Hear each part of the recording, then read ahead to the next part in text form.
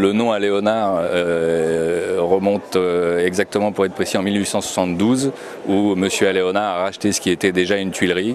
On fabriquait tout ce qui était éléments destinés à la construction à base de terre cuite, dont des tuiles, dont des briques, dont du carrelage, et puis tout un tas de pièces destinées à la construction.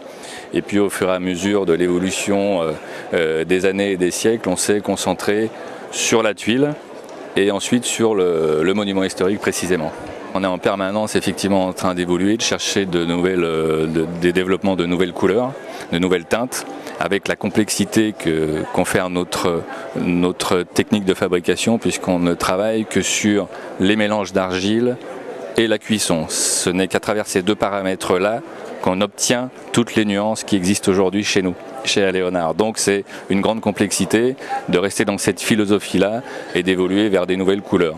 Mais je pense que d'ici quelques mois, effectivement, on aura une nouvelle couleur assez claire qu'on est en train de développer et qui devrait pouvoir nous permettre de nous pencher sur des marchés comme le Perche, comme la Basse-Normandie, voilà, donc des secteurs qui demandent des produits beaucoup plus clairs que ce que l'on a à la gamme aujourd'hui. Une grande difficulté de notre métier, c'est qu'on a une grande diversité de modèles et de formats et de couleurs. Donc on a développé, pour essayer de synthétiser un petit peu notre offre, un concept qu'on a appelé Alliance, qui nous permet, sur la base de quelques suggestions, de démontrer l'éventail des possibilités que l'on a sous la main. Ça permet un petit peu d'orienter le choix du client et de voir en fonction de l'environnement, de l'ouvrage, d'adapter au mieux, de gérer en fonction des nuances. Et à chaque présentation, on donne entre guillemets ce qu'on peut appeler la recette, c'est-à-dire on va dire voilà, sur ce que vous voyez là, vous avez deux formats, tel pourcentage dans les deux formats, et il y a trois couleurs par exemple, il y a tel pourcentage dans chaque couleur.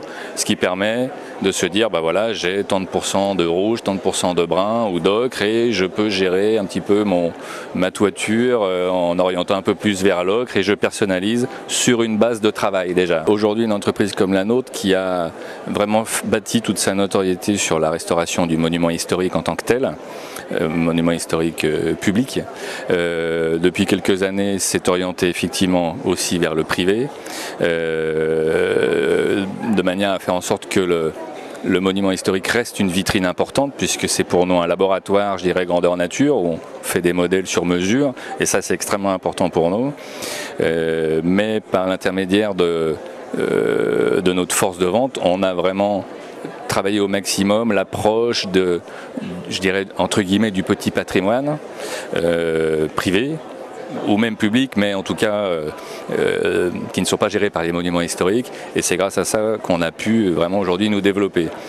L'avenir sur ce marché-là semble encore, d'après ce que j'ai discuté avec quelques architectes du patrimoine hier notamment, semble encore relativement porteur. Jusqu'à quand, je ne sais pas, mais c'est vrai qu'on continue de mettre l'accent sur ces ouvrages-là. Tout comme un couvreur a besoin de poser le produit sur le monument historique pour entretenir son savoir-faire, on a besoin, nous, en permanence, d'évoluer sur ce marché-là, parce qu'il nous fait quand même évoluer. Paradoxalement, le monument historique nous fait évoluer. C'est important pour nous.